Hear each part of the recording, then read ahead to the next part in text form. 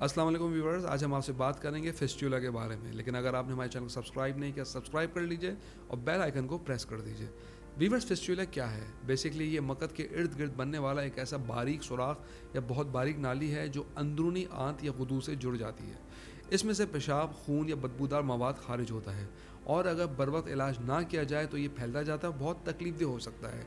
इसके होने की मुख्तलिफ वजूहात हो सकती हैं, जैसे कि पुरानी या शदीद कब्ज़, बवासीर या एनल फिशर का इलाज ना होना, बार बार पेचश या आंतों की सोजिश, मकद की कोई पुरानी चोट या ऑपरेशन, जिस्म में मुस्तकिल जहीले मादे और गंदगी। ये तमाम अवामिल आंतों के आखिरी हिस्से में इन्फेक्शन पैदा करते हैं जो अंदर ही अंदर बहुत ही बारीक सा सुराख बनाती है और आखिरकार बाहर की जल्द तक पहुंचकर एक नाली की शक्ल इख्तियार कर लेती है। अगर हम इसके अलामात की बात करें तो मकद के पास मुस्तकिल दर्द होता है, पीप या खून का अखराज होना, सूजन, जलन और बदबू, बैठने में तकलीफ, बुखार या थकन का एहसास। फिस्टुला के मरीजों के लिए कुछ एहतियात ज़रूरी है, जैसे कि फ़ाइबर वाली ग़िज़ा का इस्तेमाल करें और कब्ज़ बिल्कुल नहीं होनी चाहिए। ठंडे पानी और चटपटे खानों से परहेज़ करना ज़रूरी है। मकद की सफाई पर ख़ास तवज्जो दें। लंबे वक्त तक बैठने से गुरेज करें। जिस्म को गर्म रखें, खासकर कमर के निचले हिस्से को।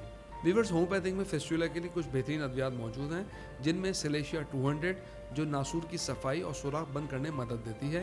ये दिन में एक बार इस्तेमाल की जा सकती है। दूसरी है मायरिस्टिका सेबिफेरा 30 में, ये पीप निकालने के लिए बेहतरीन दवाई है। यह दिन में 3 बार थोड़े से पानी डालकर इस्तेमाल की जा सकती है। थर्ड है हीपर सल्फर 200 अगर दर्द और इन्फेक्शन ज़्यादा हो, ये दिन में एक बार दी जाती है। और फोर्थ है कलकेरिया सल्फ 6x, ये ज़ख्म की हीलिंग के लिए बहुत ही अहम किरदार अदा करती है। इसकी 4 गोलियाँ दिन में 4 बार ली जा सकती हैं, लेकिन ये अलग अलग अलामतों के हिसाब से इस्तेमाल करनी है। बेहतर है आप अपने डॉक्टर से मशवरा करके इस्तेमाल करें। इसके अलावा फिस्टुला के लिए कुछ होम रेमेडीज़ हैं। अगर आप फॉल लीफ चाहते हैं तो ये भी इस्तेमाल कर सकते हैं, जैसा कि नीम के पत्ते और हल्दी का लेप। तो नीम के पत्ते को पीस कर इसमें हल्दी मिलाकर रोज़ाना मुतासरा जगह पर आप लगा सकते हैं।